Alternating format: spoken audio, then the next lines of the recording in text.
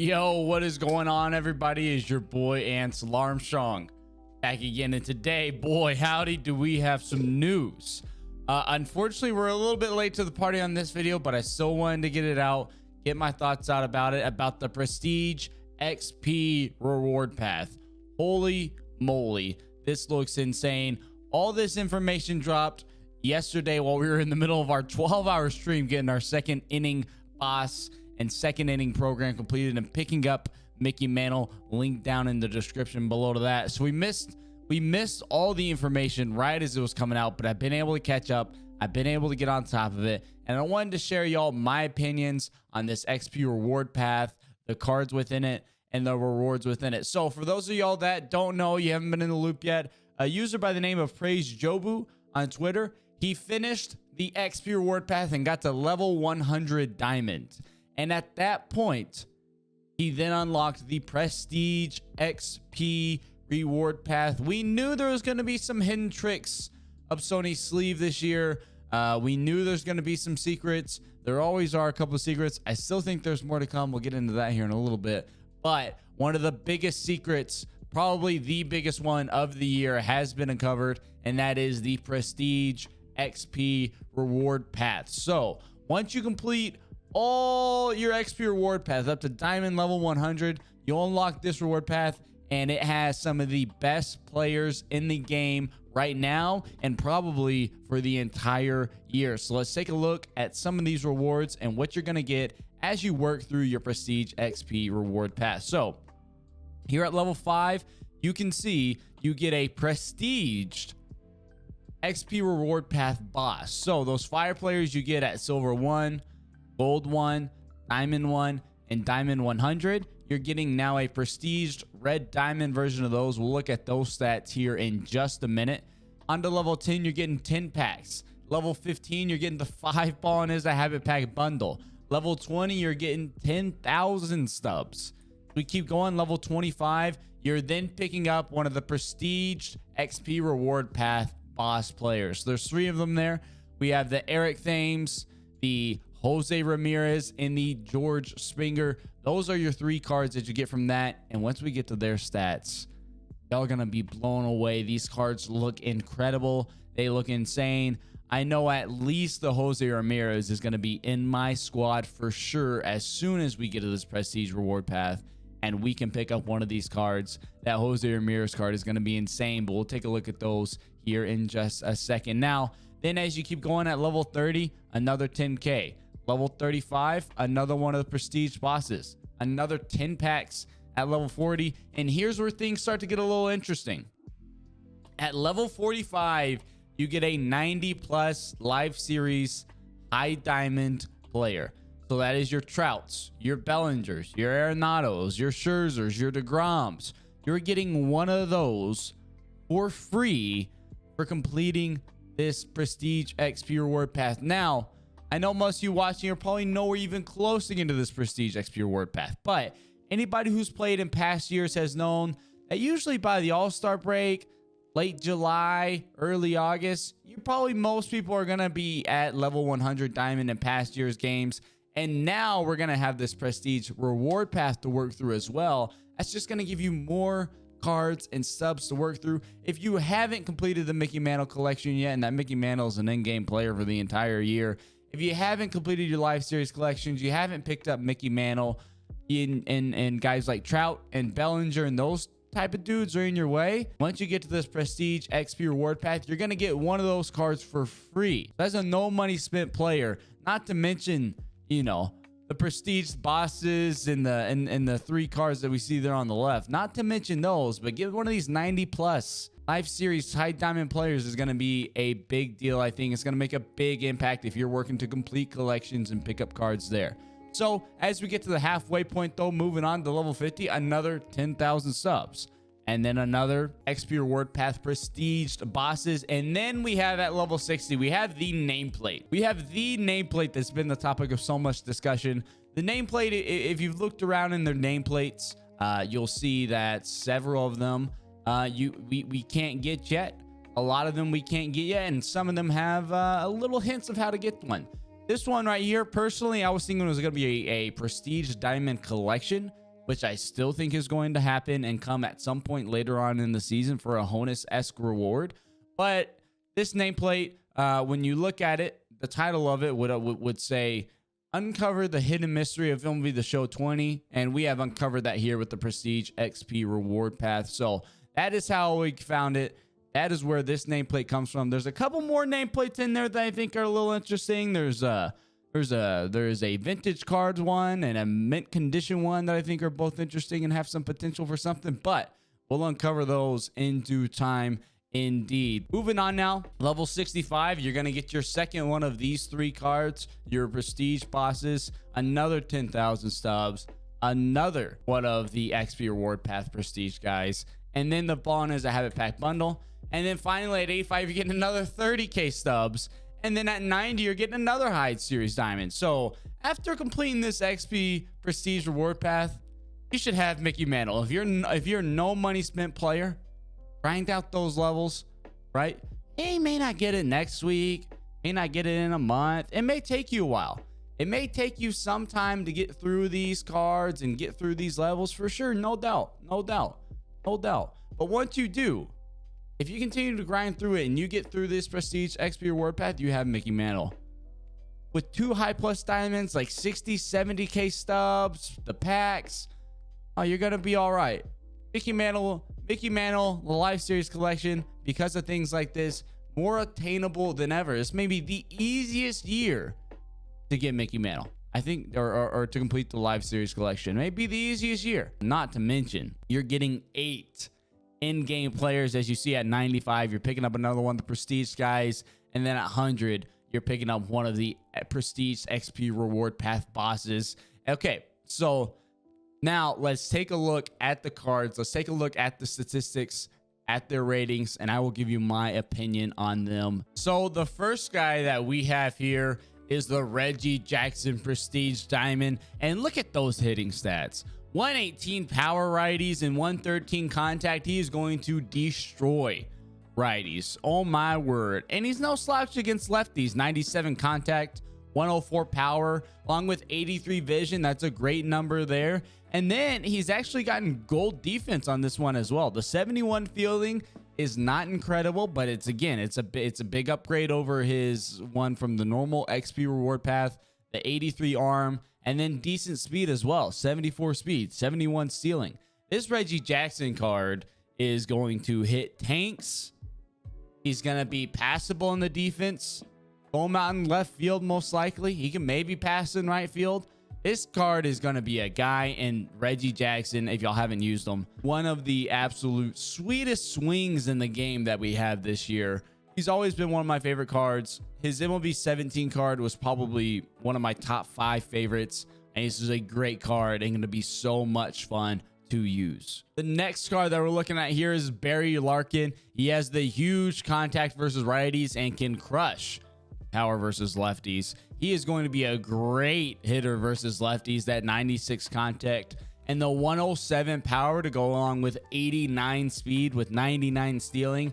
He gets on base. He's going to be stealing bases. He's going to be running around the diamond, and he has some decent power against lefties and good contact versus righties to get on base. Power versus lefties that hit home runs, and great fielding to go along with all that. I think this Barry Larkin is a pretty sleepy card that a lot of people may not think about. I think you're going to be seeing a lot of this Barry Larkin, though. I think he has a lot to work with. The 65 power is not ideal versus righties, but what he lacks in power, he makes up for it with that contact. You get him on base, you steal second, you steal third, and boom, it's like he hit a triple. You know what I mean? I think this Barry Larkin's going to do a lot of things. You're going to see a lot of him at shortstop as people get through this prestiged XP reward path. The next card up here, our third XP reward path guy, is going to be Minnie Minoso. He's the guy who personally I just took at gold 1. I'm excited to get to use him. I think he has some sneaky numbers. Obviously, he has the contact, both above 110 on the contacts. And the 83 and 76 power is not that bad at all. He's not going to hit a bomb every time, but that's some passable power. And then you give him 125 vision on top of that, especially as you get into the higher difficulties such as Hall of Fame and Legend. That high vision could be a pretty big, impactful attribute rating, that could make him very usable. Not to mention that he has incredible fielding out in left field. The 90 diamond rated fielder. He lacks a little bit in arm strength, but he's playing left field, so you're not needing the arm strength quite as much. It's not going to be quite as a detriment there. And of course, he is very fast. 90 speed, 84 stealing. He's going to get on base. He's going to steal you some bases, and he may rope the ball around a little bit. I haven't personally gotten a chance to use this Minnie Minoso before, but I did just pick him up at Gold 1 yesterday, and he will be in my squad very soon. And we'll get a chance to see what he's all about. His normal diamond version. If his normal diamond version does good, I can't wait to see what his prestige diamond's going to do for us. Next up, we have Buster Posey. And whoa. Look at Posey versus lefties. I think at minimum, this Posey's on your bench all year long. 125 contact versus lefties, 115 power versus lefties. That is absurd. Posey is going to smoke the ball versus lefties. Against righties, he still has 106 contact. The 76 power is, again, you can't sleep on it too much when you pair it with the 96 vision.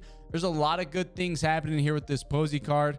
Obviously, great fielding as well. The 92 fielding, the 85 arm strength. A lot of people have said a lot of good things about this Posey card. The normal diamond, the normal 99 that you get at Gold 1, Silver 1, etc. And so this prestige one may be even another level up above that. This card looks insane, which, if you can't tell, is a pretty common theme with these cards. These cards are insane. These are going to be some of the best cards in the game. You're going to be seeing these guys a lot when people unlock them.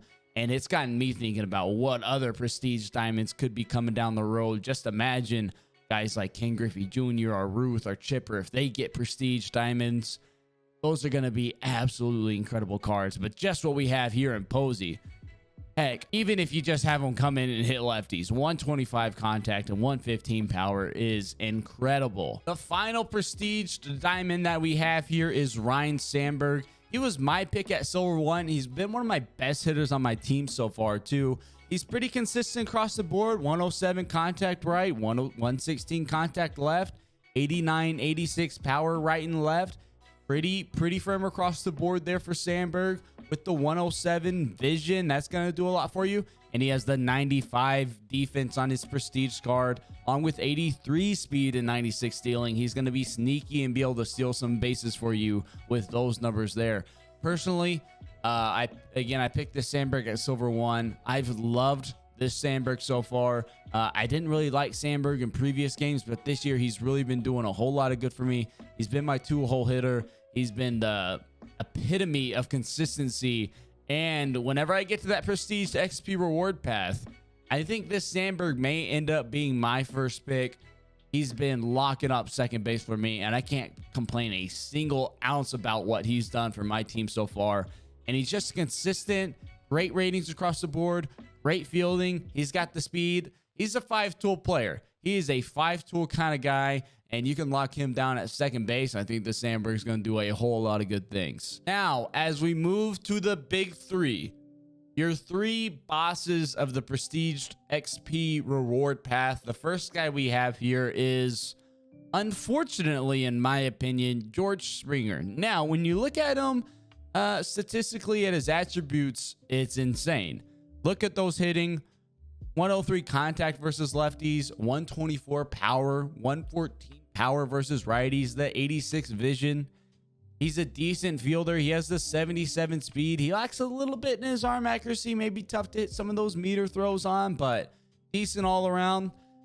But I just can't help but think it's a bit of a poor decision by SDS to go with the Springer card.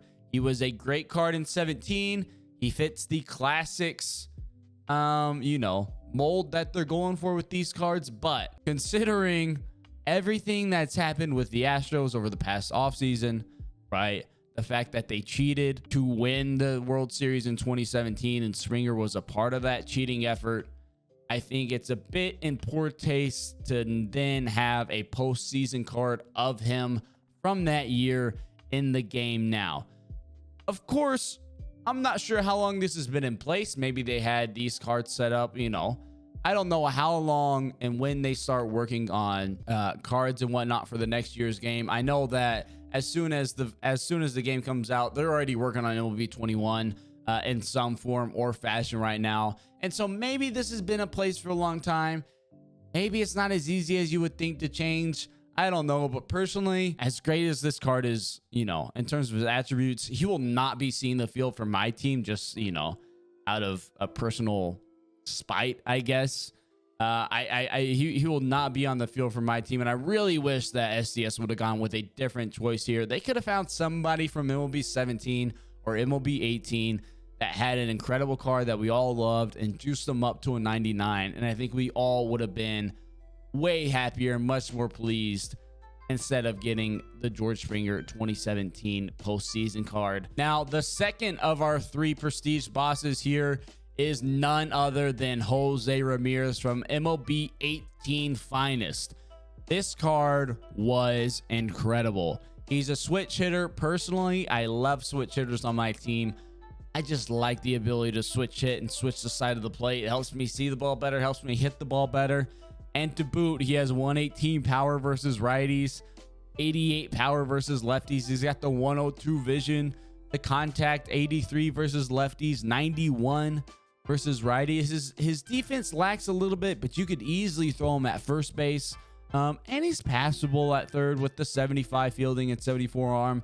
He's not going to absolutely make your incredible plays, but at first base, he's certainly going to be a very passable and great card. Not to mention that with the 91 stealing, he only has 68 speed, but the 91 stealing makes him a little bit of a sneaky guy there to get some of those base paths. He's going to get those good jumps and maybe be able to steal on a lot of guys. I've had a ton of luck stealing this year, as it just seems like people don't pay attention to runners. And with the new perfect throw down to second throw meter for catchers, if you don't hit that perfect right in the middle and get that little feedback, I find that a lot of times you don't throw people out. So I think Jose Ramirez is a sneaky card. He's got a great bat.